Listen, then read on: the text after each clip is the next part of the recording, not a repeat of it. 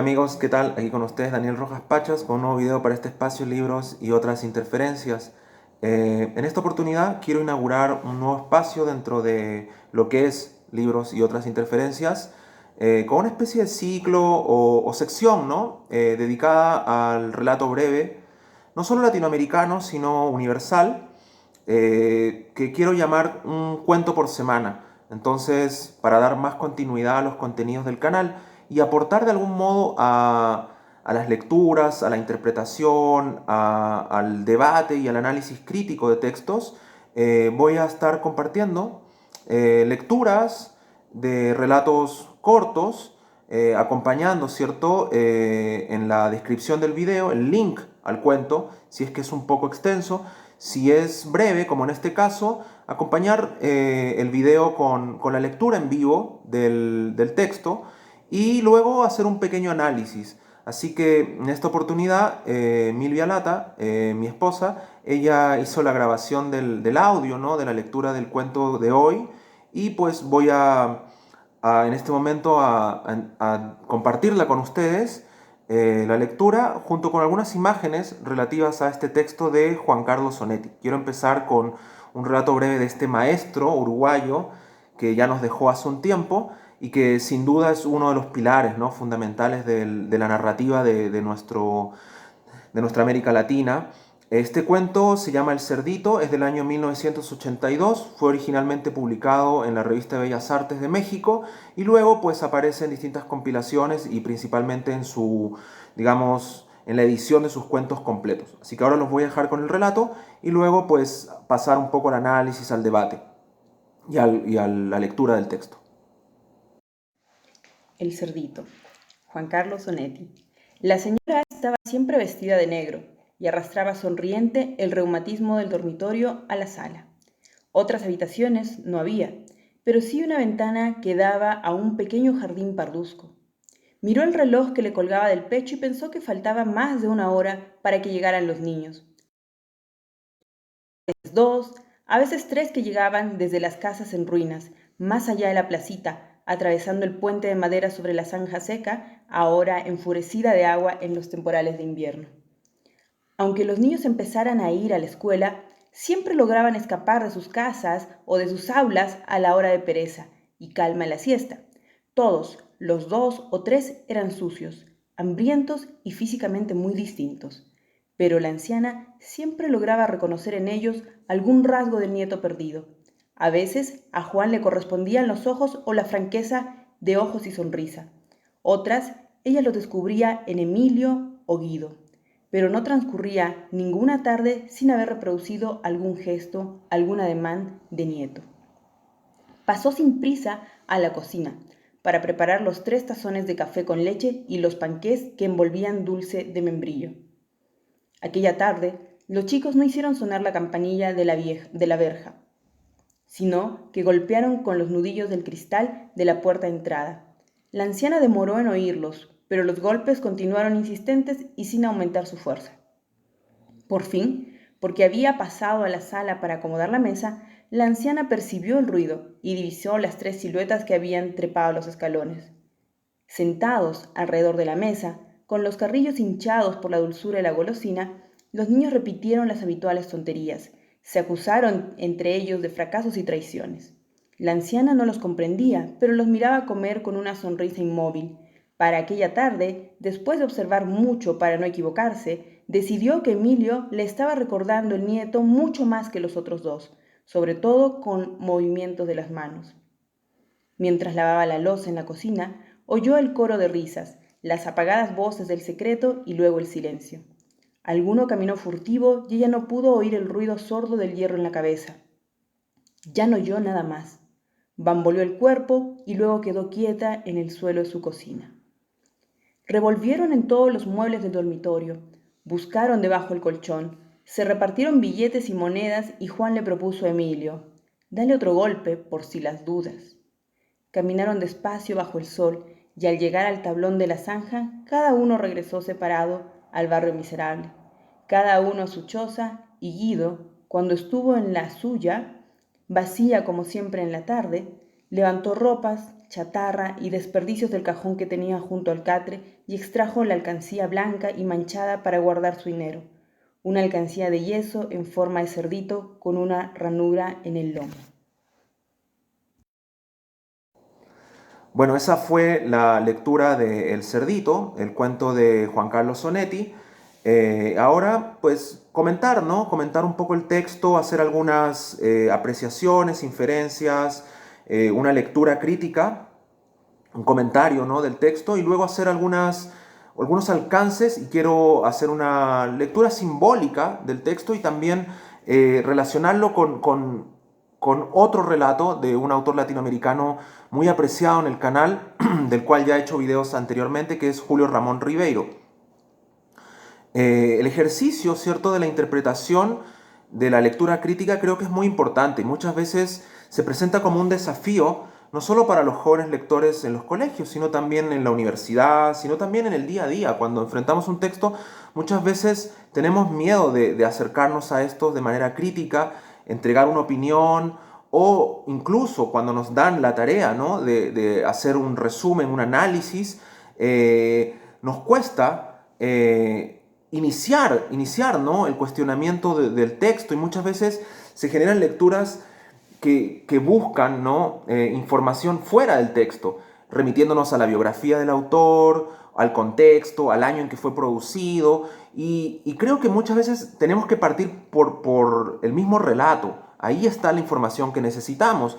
Y en esta oportunidad, este relato es bastante, como ya pudieron apreciar, y si quieren, pues como les dije, voy a compartir en el link, o sea, en la descripción del video el link al texto, pueden volver a leerlo y se van a dar cuenta que es un texto bastante conciso, bastante directo, ¿no? Bastante preciso en la información que nos entrega y por lo tanto quizá no da tanto espacio al parecer para aventurarnos en una lectura digamos, desprenda muchos simbolismos, alegorías, inferencias sobre lo que ocurre.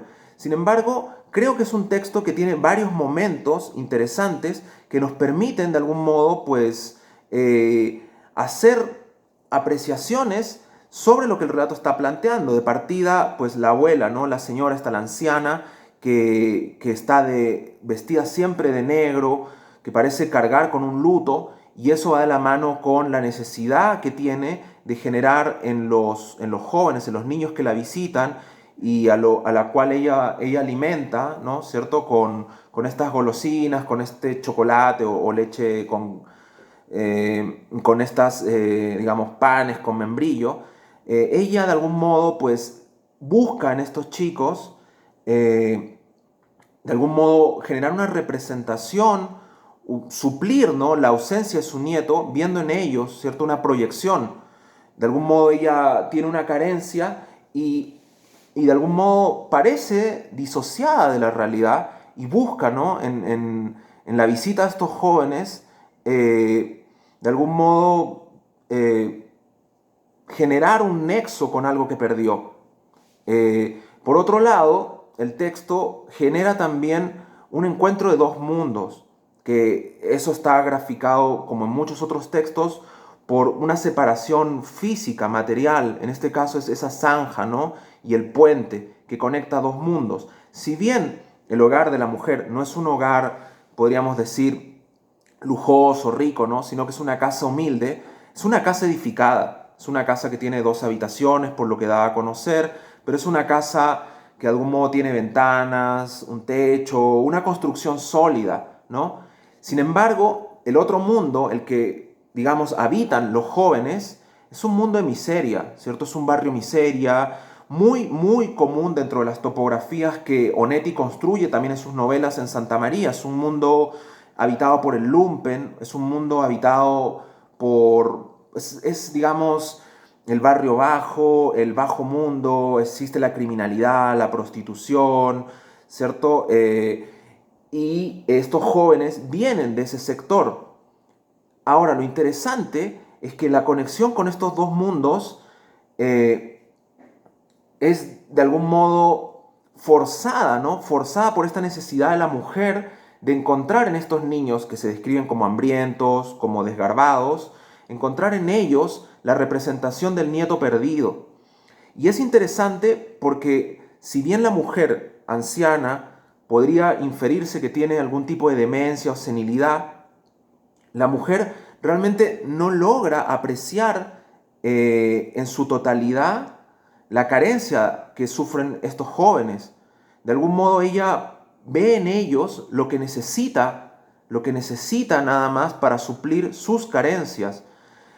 Siento que en esta medida el cuento establece una crítica interesante a la manera en que las personas muchas veces ejercitamos nuestra generosidad o nuestra conexión con aquellos que tienen menos, con aquellos que sufren producto de la miseria y la marginación.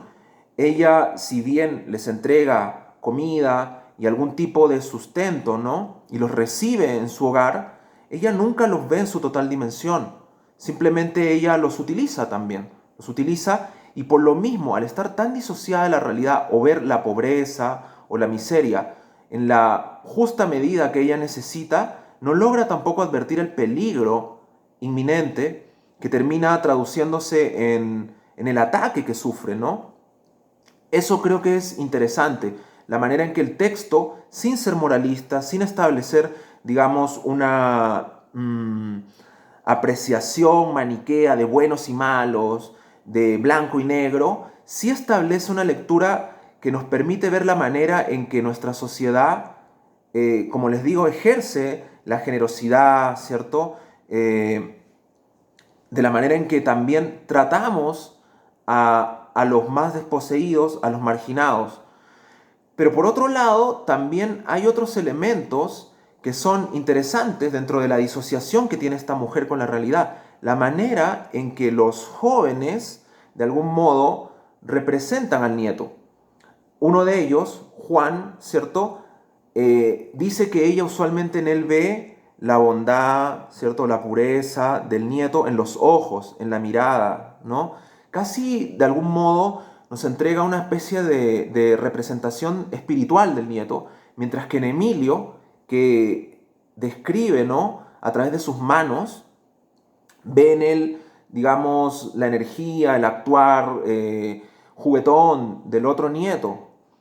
Y es curioso esto porque en el momento crítico del cuento, cuando se produce, ¿cierto?, el acto de violencia, que de algún modo nos sorprende y que le da a este cuento ese carácter de enrarecido, de sorpresa, pero también de distorsión, porque creo que ahí es donde se tuerce la relación, donde se tuerce el cuento y se torna sórdido, pero también de algún modo nos perturba. Ahí es donde el cuento se vuelve perturbador por la violencia que ejercen estos niños, sobre todo porque viene precedida de unas risas y de una especie de confabulación, ¿no? Que la mujer llega a captar, pero tampoco a entender cuando dice los niños hablan de sus fracasos y sus traiciones.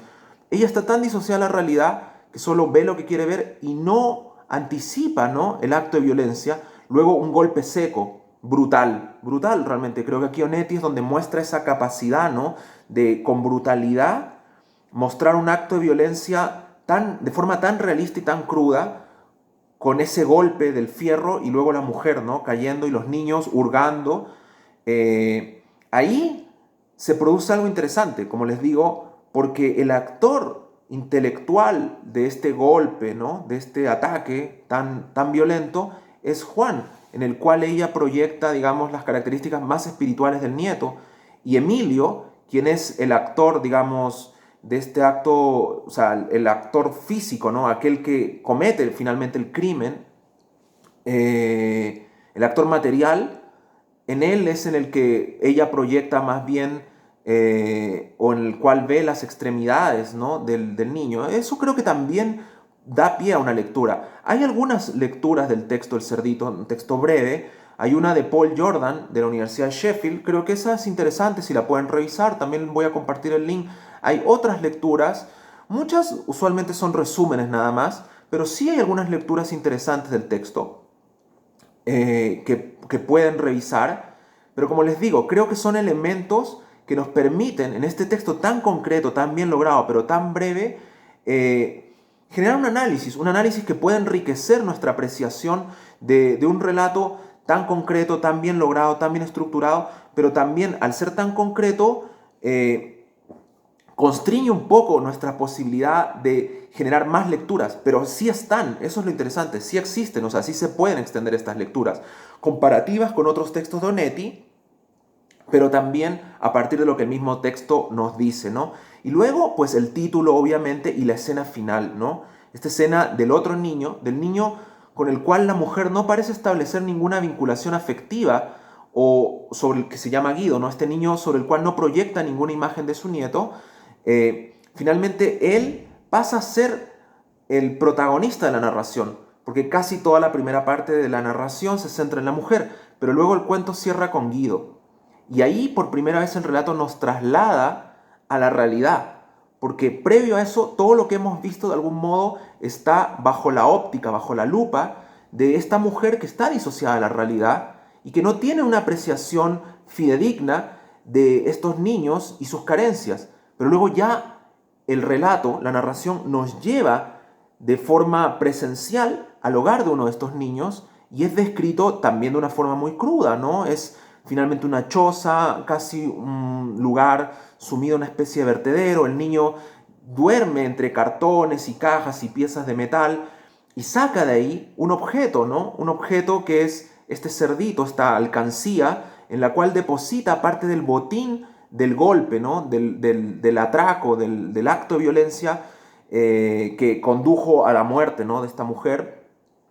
Y creo que ahí hay también lecturas que se pueden hacer, no solo porque es el título del cuento, sino también por el objeto del cerdito. Por ahí encontré una lectura que habla del capitalismo, ¿no? Y sí, es cierto, es una lectura que se puede hacer, porque de algún modo el cerdito, como la alcancía, el dinero, ¿no? El ahorro, el tema de cómo de algún modo este niño, como cualquier otro niño, ¿no? Que de forma inocente guarda en un cerdito, en un chanchito, en una alcancía, su dinero, ¿no? Que le dan una propina. Este niño más bien obtiene ese dinero a través de un acto brutal, pero ejecuta un acto que está cargado de cierta inocencia, ¿no? Que es ahorrar algunas monedas que tienes, quizá para luego comprar unas golosinas, un juguete o simplemente para tenerlo. Sí puede haber una lectura de ese capitalismo que el cerdito puede representar y que ese mismo capitalismo, ¿no? Representado por el dinero, el ahorro y el objeto, ¿no? El objeto material que es el cerdito, también comunica con este mismo capitalismo que empuja a estos niños a vivir en la miseria y ejecutar un acto tan vil, tan traicionero y también de una forma muy deshumanizada, porque realmente no hay una carga moral en lo que hacen, o sea, no hay una apreciación moral en la narración, no nos dicen, ellos se van tal como llegaron, ¿no? Se van del lugar tal como llegaron y queda a juicio del lector hacer una apreciación del acto y de su comportamiento, ¿no? No, el cuento, ni la narración, ni el narrador en ningún momento establecen un juicio sobre la agresión. Sin embargo, pues con esta última imagen, ¿no? Desoladora del niño, la pérdida de la inocencia también podría ser un elemento.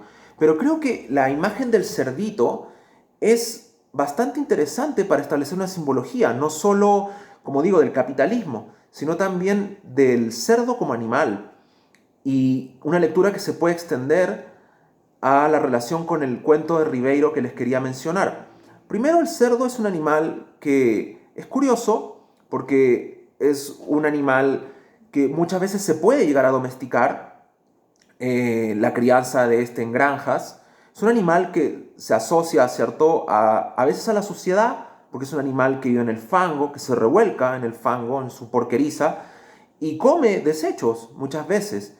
Pero también es un animal que devora todo lo que se le da y es un animal que de algún modo representa la abundancia. Entonces tiene un doble significado, porque engorda con la promesa de ser vendido, transado, o también de ser servido en una mesa, en una cena especial, una vez faenado, que obviamente esa es la lectura que luego, o sea, esa simbología se extiende a la de la alcancía, ¿no? Que vamos llenando, que vamos engordando con nuestros ahorros para luego romperla como cuando se sacrifica el cerdo y luego servirse, ¿no? De esa abundancia que el cerdito ha ido pues devorando. Y este cuento de Ribeiro, al que quiero pues aludir, para hacer la conexión con el cerdito de Onetti, es Los gallinazos sin plumas, un cuento también clásico que probablemente forma parte de cualquier antología latinoamericana que se precie, ¿no? Ribeiro en ese cuento, Los gallinazos sin plumas, para no ir tan lejos y ahondar tanto en ese cuento merece un propio video, es la historia de dos niños, ¿no? De dos niños que terminan siendo pepenadores, recogiendo basura, obligados por su abuelo, para alimentar a un cerdo que luego este va a vender. Sin embargo, los niños son deshumanizados por el abuelo, terminan volviéndose los gallinazos, estos animales carroñeros, delgados, despreciables dentro de un medio social, destinados o condenados a habitar los vertederos, ¿no? Donde buscan la carroña. Los niños de algún modo son llevados a esa categoría, pero por otro lado el cerdo que el abuelo tiene y que de algún modo obliga a que estos niños tengan que trabajar, ¿no? Como en los vertederos, recibe un nombre y el cariño del abuelo. Ese animal se llama Pascual, ¿no? Y representa de algún modo una fiesta venidera. O sea, como la Pascua, de algún modo el animal es alimentado porque va a representar la prosperidad de ese sujeto que está alimentándolo con el sacrificio de sus nietos. Y pues ahí también hay, al igual que en el cuento de Onetti, una especie de pérdida de la inocencia de estos niños que son deshumanizados por la sociedad, en este caso por el abuelo, y también está la figura del cerdito. Entonces sí se puede hacer un análisis comparativo de este texto. El texto de Ribeiro es de los años 50, es previo. No estoy diciendo que Onetti se haya basado en eso, pero digo que se puede hacer una lectura de estos dos relatos en conjunto, por la presencia de los niños, por la deshumanización, por la figura del cerdo y por también, obviamente, esta lectura capitalista, pero que se puede llevar más allá de lo superficial, porque no es solamente, oh, maldito capitalismo, oh, pobres niños marginados, sino que en realidad también hay una lectura, yo creo, simbólica, ¿no? Del objeto y del animal dentro del relato, porque no es casual, obviamente, que Onetti cierre, ¿no? con este elemento, pero creo que eso habría que relacionarlo también con esta lectura de la disociación de la mujer, de la forma que ella tiene de entender la generosidad y de esta desconexión de los mundos que habitamos, de las realidades. Porque si bien este cuento es de los años 80, hay muchas cosas que no han cambiado en nuestras sociedades latinoamericanas. Esta división, ¿no? Esta división de realidades y cómo de algún modo nosotros, los que habitamos este mundo, terminamos viendo al otro. Y sobre todo al otro que vemos muchas veces de forma o romantizada o que simplemente no queremos ver. Entonces, creo que es un relato muy rico en lecturas, muy rico en posibilidades para el lector y que obviamente yo hago mi lectura desde mi situación, ¿no? Como un sujeto ya de 38 años, un sujeto que ha leído cosas, que ha visto cosas, que ha vivido cosas y que también tiene una experiencia interpretando textos. Pero si este texto lo lee hoy día un niño de 10, 12, 15, 18 años, un joven, pues va a tener sus propias lecturas a partir de sus estructuras de mundo, de sus propios prejuicios y sus propias experiencias. Entonces creo que eso es un poco la invitación de esta sección y del canal para que hagamos esas lecturas también desde nuestra situación, pero en consonancia con lo que el texto nos dice, ¿no? Podemos siempre extrapolar, podemos siempre ir a otros materiales, pero también tenemos que partir desde lo que el texto nos dice. Y los textos están cargados de simbologías, metáforas, alegorías y también de elementos literales, ¿no? Que no podemos obviar. Entonces, esa era pues la intención de este primer video, la sección Un cuento por semana, dentro de libros y otras interferencias. Espero que lo hayan disfrutado, tanto como yo disfruté comentar el texto, compartirlo con ustedes. Y pues dejen sus comentarios, compartan el video, agradecerles nuevamente todas las visitas que hay al canal. Y pues eso, espero que la lectura de Onetti también los lleve a otros autores magníficos de Latinoamérica. Voy a dejar también los links a los videos de Ribeiro. No quiero dejar pasar, ¿cierto?, la invitación a leer a ese autor peruano muy importante y que de hecho para mí es muy grato siempre hablar de Ribeiro porque inauguré de hecho los videos de libros y otras interferencias con con un análisis de su cuento Los hombres y las botellas. Entonces es interesante también inaugurar este espacio nuevo con ese nexo, ¿no? Con ese nexo entre estos dos grandes autores latinoamericanos. Bueno, muchas gracias y hasta una próxima oportunidad. Adiós.